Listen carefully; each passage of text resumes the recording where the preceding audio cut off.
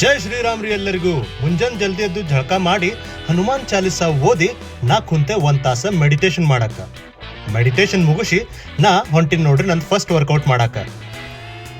ಹೊರಗೆ ಜಾಗ ಎಷ್ಟು ಭಾರಿ ಐತಂತಂದ್ರ ಇಲ್ಲಿ ವರ್ಕೌಟ್ ಮಾಡಾಕ ಭಾಳ ಮಜಾ ಬರಾಕ್ತೈತ್ರಿ. ಇವತ್ತ ಇವೆಂಟ್ದ 2ನೇ ದಿವ್ಸ ರೀ. ಅಂದ್ರೆ ಇವತ್ತ ಡ್ರಾಮಾ ಮತ್ತು ಡಾನ್ಸ್ ಇವೆಂಟ್ ಇದ್ದು. ನನಗೆ ಡ್ರಾಮಾ ಇವೆಂಟಿಗೆ ಜಡ್ಜ್ ಅಂತ ಕರೆದಾರ್ರಿ. ಗಾಡಿ ಕಳಿಸಿದ್ರಿ ಕರ್ಯಾಕ. ನನ್ನ ಜೊತೆ ಇವೆಂಟ್ ಜಡ್ಜ್ ಮಾಡಾಕ ಇನ್ನೂ ಇಬ್ರು ಆಂಧ್ರ ಪ್ರದೇಶದಿಂದ ಬಂದಿದ್ದರ್ರಿ. ಅದ್ರಾಗ ಒಬ್ರು ದೊಡ್ಡ ಥಿಯೇಟರ್ ಡೈರೆಕ್ಟರ್ ಮತ್ತು ಇನ್ನೊಬ್ರು ಥಿಯೇಟರ್ ಆಕ್ಟರ್. ಇವೆಂಟ್ ಮುಗಿದಾದ್ಮೇಲೆ ಊಟ ಮುಗಿಸ್ಕೊಂಡು ಸೆಕೆಂಡ್ ವರ್ಕೌಟ್ ಮಾಡಾಕ ಗೆಸ್ಟ್ ಹೌಸಿಗೆ ಬಂದೆ ರೀ.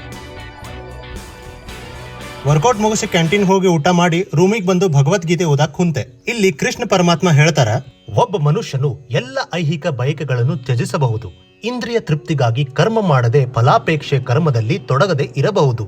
ಇಂತಹ ಮನುಷ್ಯನನ್ನು ಯೋಗಾರೂಢ ಎಂದು ಹೇಳುತ್ತಾರೆ. ಹಂಗ ಇವತ್ತಿನ ನೀರಿನ ಟಾಸ್ಕ್ ಮುಗಿಸಿ ನಾ ಕುಂತ ಇವತ್ತಿನ 2ನೇ ಮೆಡಿಟೇಷನ್ ಮಾಡಾಕ. ಇಲ್ಲಿಗೆ ಡೇ 7 ಮುಗಿತ್ರಿ. ಎಲ್ಲರಿಗೂ ಶುಭರಾತ್ರಿ.